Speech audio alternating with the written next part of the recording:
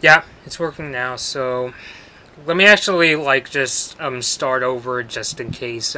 This is for guys watching take two again. So Steven, as I was saying, you have way more experience with Wes Anderson movies. Can you run down the ones you've seen again?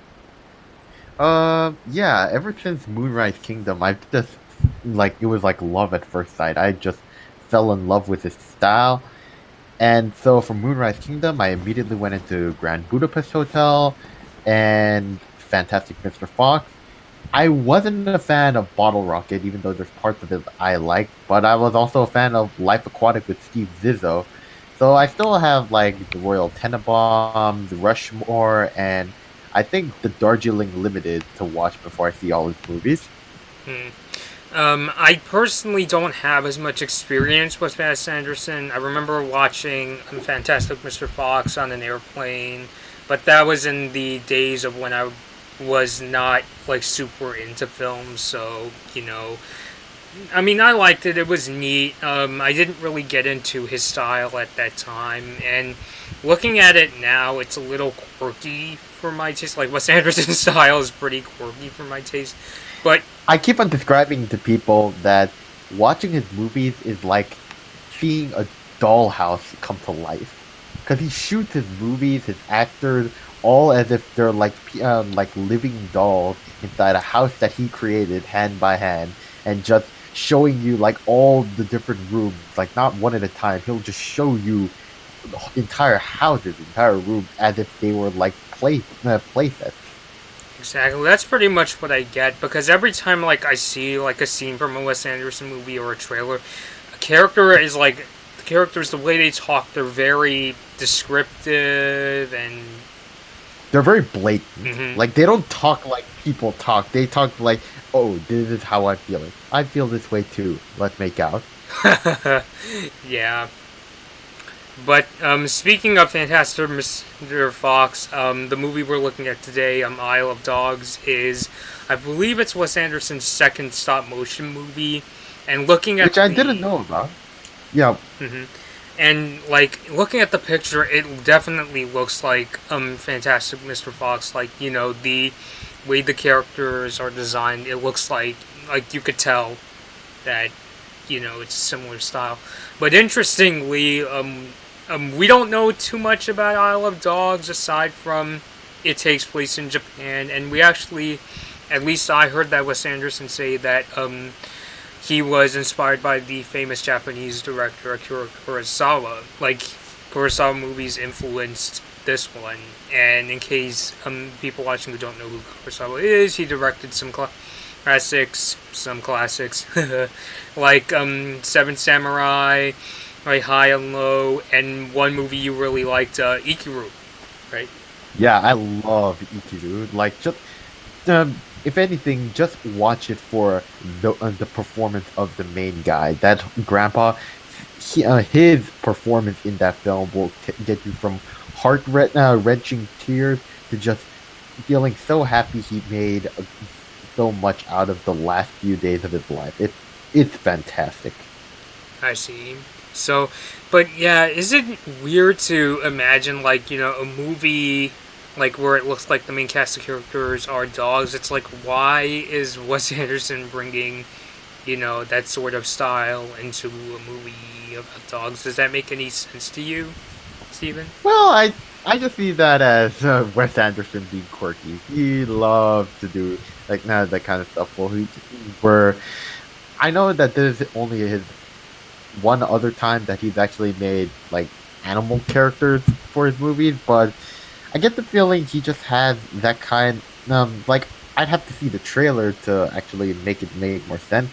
But it just seems whether it be animals or people, he kind of sees them both in that instinctual way, and that it reflects in how he writes his characters a lot. So I think it'd be a smooth transition. All right, cool. So, without further ado, do you have the link I sent you, Steven? Oh yeah, I have both. Okay, so is it cool if we start at around the same time? Like, I'll count down. All right, Alright, so are you ready? Do you have the trailer up? all right, yeah. Alright, so I'll count down. Three, two, 1, go.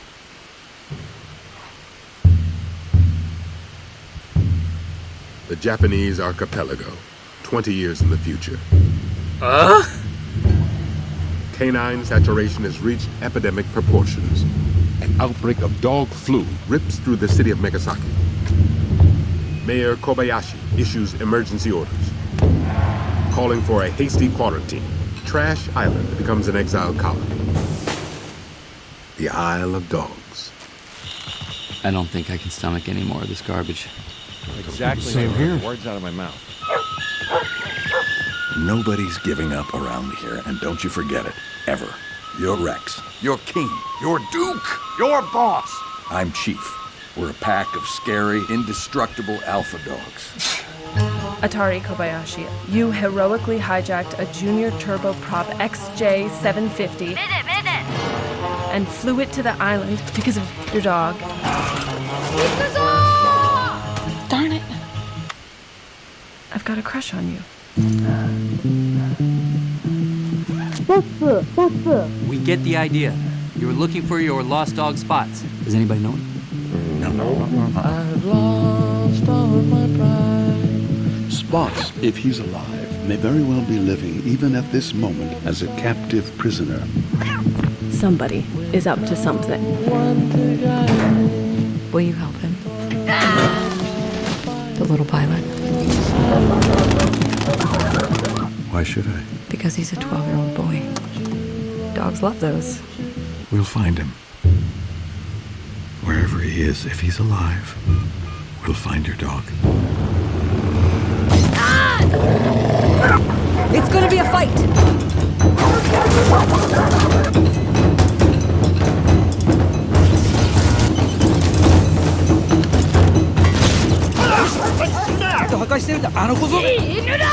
I wish somebody spoke his language.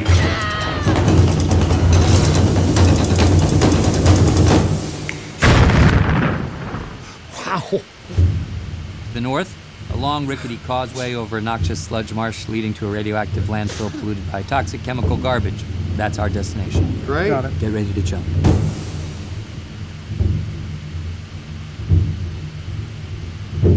So many people are in this movie, and you are stunned, Steven! Oh my gosh. Oh my. Yeah, yes. Yes. Oh shit.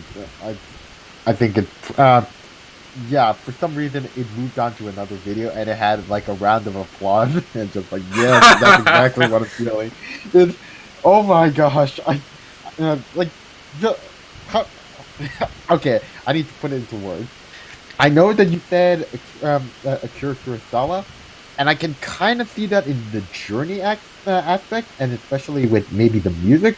But what it really actually reminds me of, as far as just how the premise moves, I'm thinking, okay, take the style of Fantastic Mr. Fox with the whole like animals in a human adult-based story, but the adult-based story is like if you mix Schindler's List with Ghost in the Shell.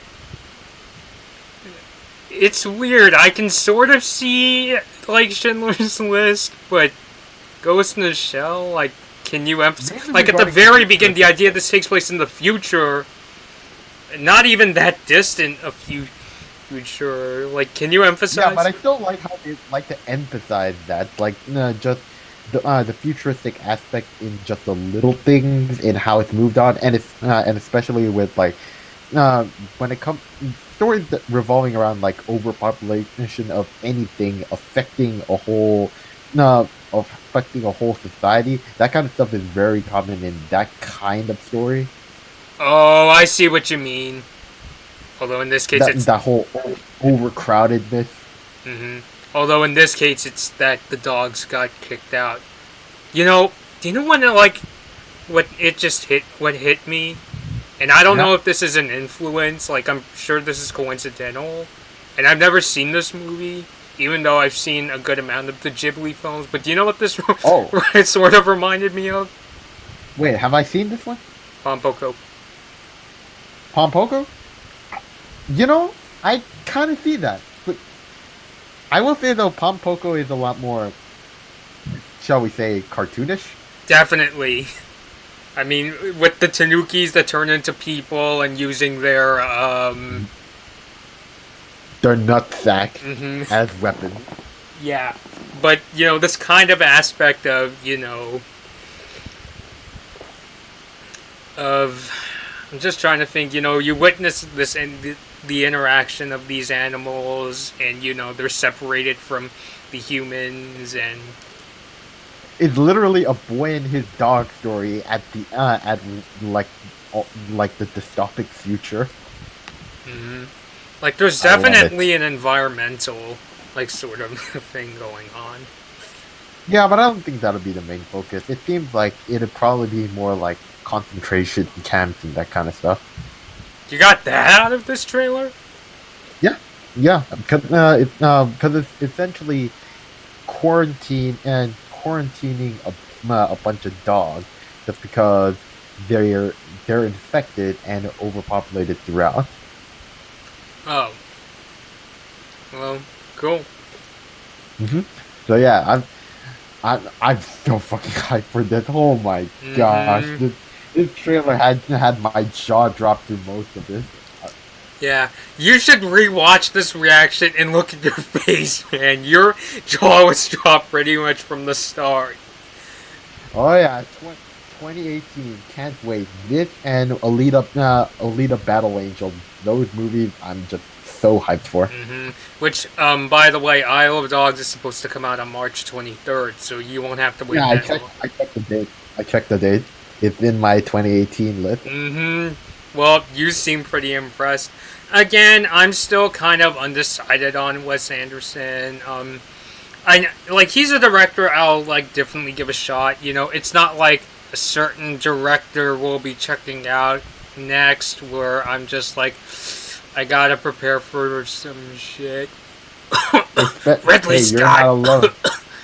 Oh, hey, you're not alone. I saw Alien Covenant in the theater and left pissed. But, Okay. yeah, we can get into that in the next video. So, thanks, Steven, for coming on. We're going to be sticking around for the trailer for Ridley Scott's next movie, All the Money in the World. So, please check out that video. So, thanks for watching, guys. Yep, we'll see you next. All right.